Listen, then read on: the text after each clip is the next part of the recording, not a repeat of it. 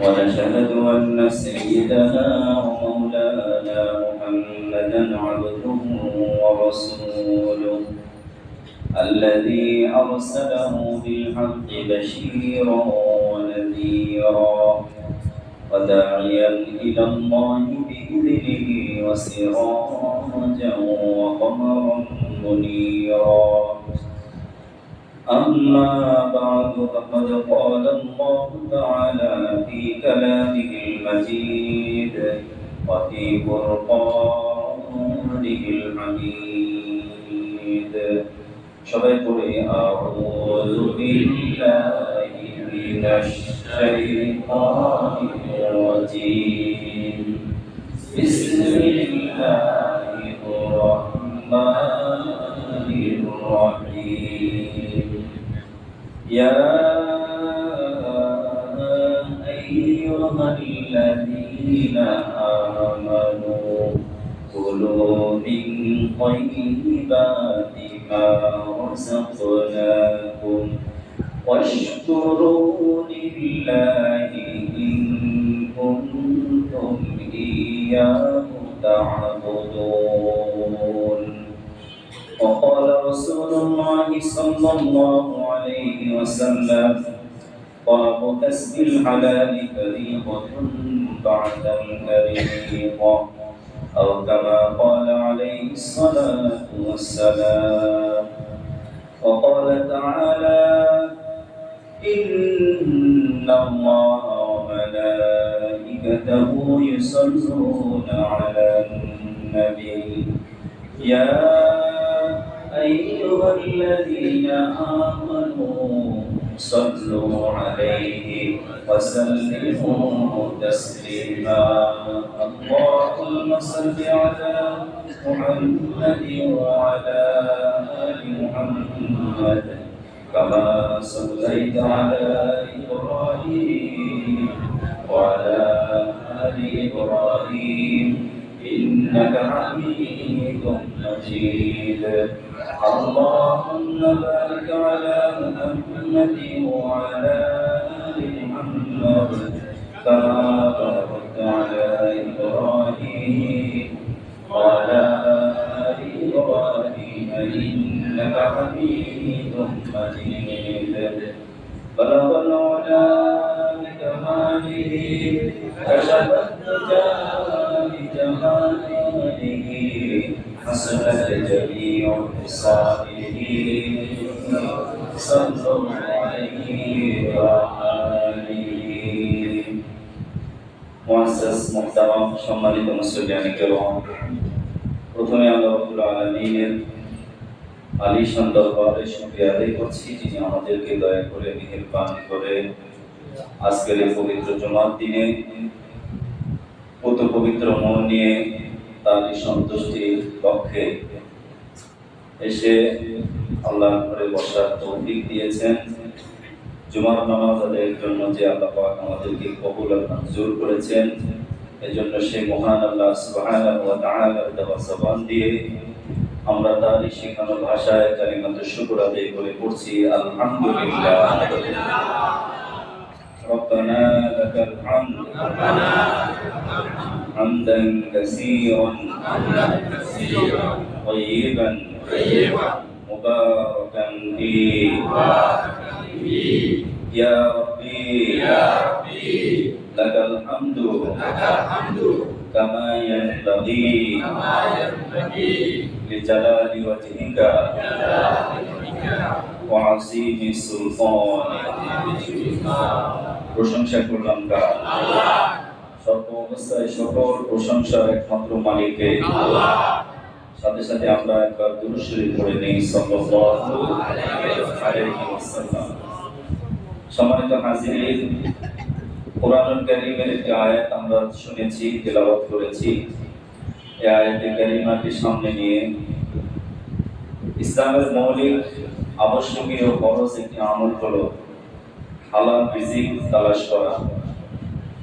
উপার্জনের ক্ষেত্রে অবশ্যই হালাল এবং বৈধ পন্থা অবলম্বন করা। আল্লাহ রাব্বুল আলামিন এই পৃথিবীতে মানুষ সৃষ্টি করেছেন মানুষের 5টি মৌলিক অধিকার রয়েছে। তার মধ্যে একটি হলো খাদ্য। নিরাপদ খাদ্যের জন্য মানুষ সংগ্রাম করছে। খাদ্য না হলে মানুষ বাঁচতে পারে না। ঠিক আরেকটি হলো সুস্বাস্থ্যের অধিকারী হওয়া, অর্থাৎ নিরাপদ স্বাস্থ্য। এটাও মানুষের মৌলিক অধিকার।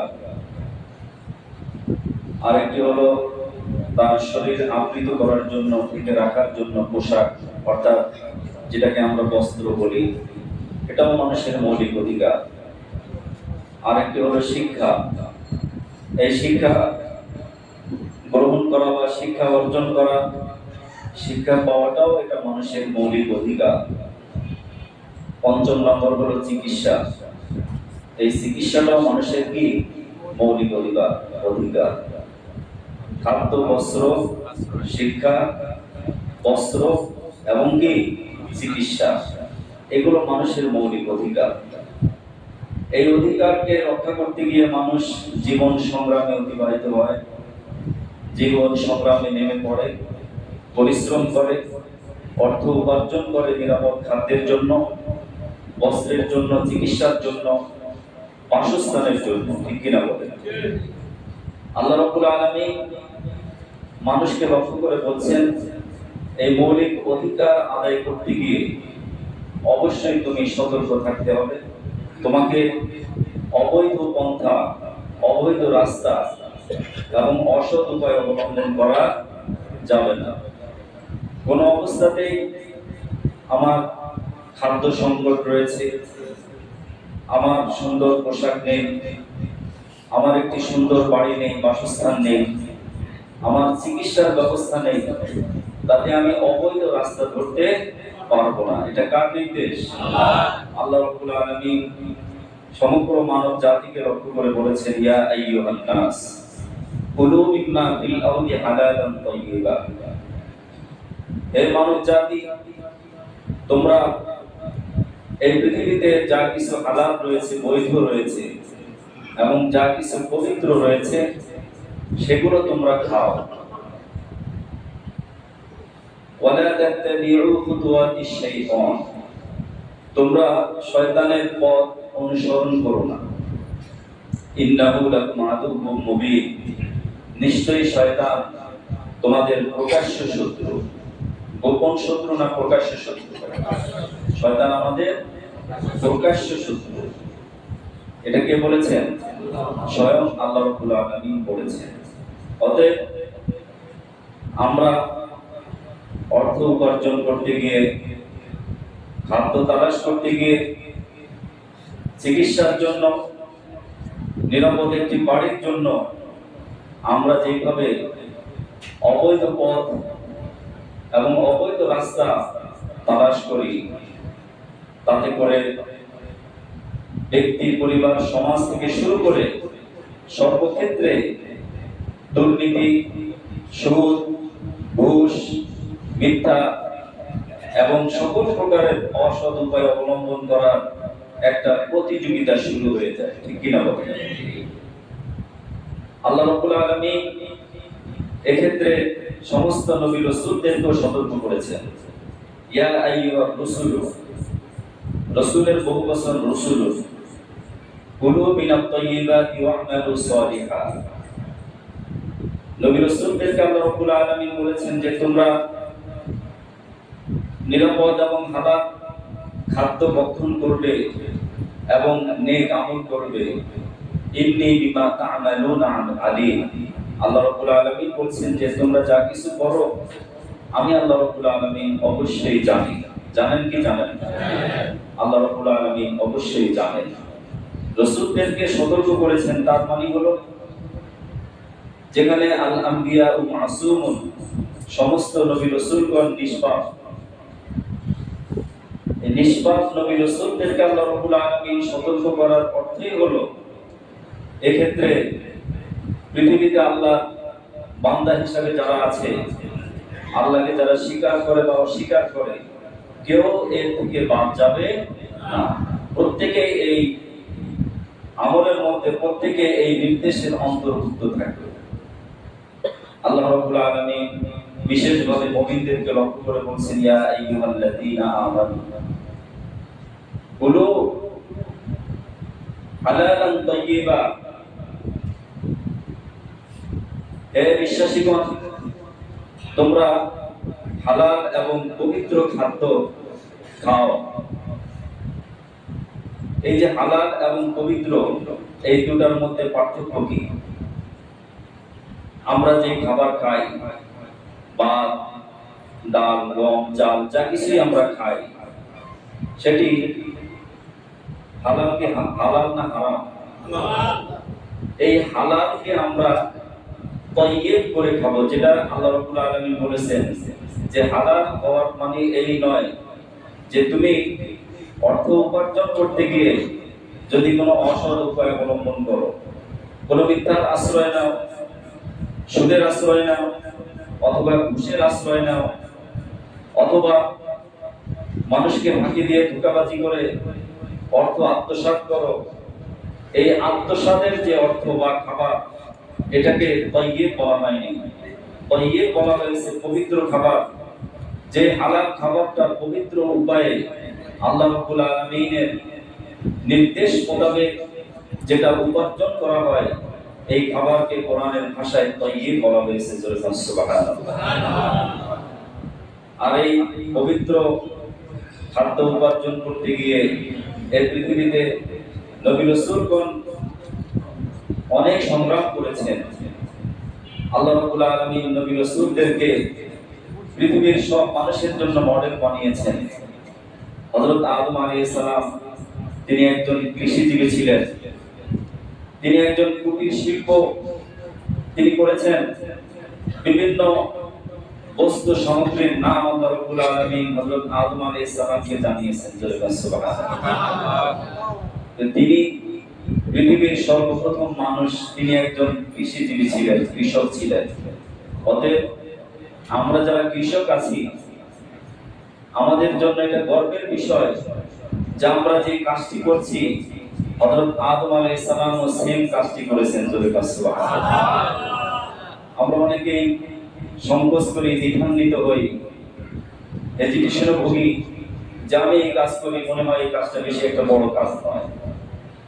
যে কোনো কাজ, সেটা যদি বৈধ কাজ হয়, আল্লাহর কাছে সেই কাজটাই সবচেয়ে প্রিয়। সুবহানাল্লাহ। নবীজি সাল্লাল্লাহু আলাইহি সাল্লাম বলেছেন, আল কাসিবু হাবিবুল্লাহ, যে ব্যক্তি নিজের এই হাত দিয়ে পরিশ্রম করে, এই মেধা দিয়ে পরিশ্রম করে, আল্লাহর দেয়া পা দিয়ে পরিশ্রম করে, আল্লাহ রাব্বুল আলামিনের দেওয়া শরীরের শক্তি ব্যয় করে যারা অর্থ উপার্জন করে, আমাদের প্রিয় নবী জনাব রাসূলুল্লাহ সাল্লাল্লাহু আলাইহি ওয়াসাল্লাম বলেন, সেই ব্যক্তি আল্লাহর বন্ধু হয়ে যায়। সুবহানাল্লাহ। অতএব যে কোনো কাজ, সেটা ছোট হোক অথবা বড় হোক, সেটাই কাজ।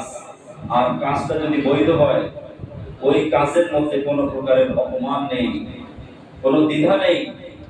প্রত্যেক মুসলমানের জন্য, প্রত্যেক মানুষের জন্য আল্লাহ রাব্বুল আলামিন সমান কাজ নির্ধারণ করেননি। কেউ মালিক থাকবে, কেউ শ্রমিক থাকবে, কেউ ব্যবসায়ী হবে, কেউ চাকরিজীবী হবে, কেউ পেশাজীবী হবে, কেউ উদ্যোক্তা হবে, একজন একটা হবে, কিন্তু কাজটা থাকতে হবে সম্পূর্ণ বৈধ কাজ। ঠিক কিনা বলেন? আমার আপনার যে শরীরটা তৈরি হচ্ছে, আমি আপনি যে শক্তি পাচ্ছি, আমি আপনি কথা বলার যে শক্তি পাচ্ছি, এটা কার পক্ষ থেকে? এই শক্তি দেওয়ার মালিক কে? আমার আপনার জবান আছে, কিন্তু আমরা কথা বলতে পারবো না। কার হুকুম ছাড়া? আল্লাহর হুকুম যদি না হয়, এই জবান চালু হবে না, এই জবান নিস্তব্ধ হয়ে যাবে। এরকম ঘটনা অনেক রয়েছে। ঠিক কিনা বলেন? আল্লাহর দেওয়া দিমাগ, যেই দিমাগ নিয়ে, যেই ব্রেন নিয়ে, অথবা যে মেধা নিয়ে আমরা মানুষের কাছে অহংকার করি, আল্লাহর হুকুম না হলে এই মেধাও স্বাভাবিক কাজ করতো না। ঠিক কিনা বলেন?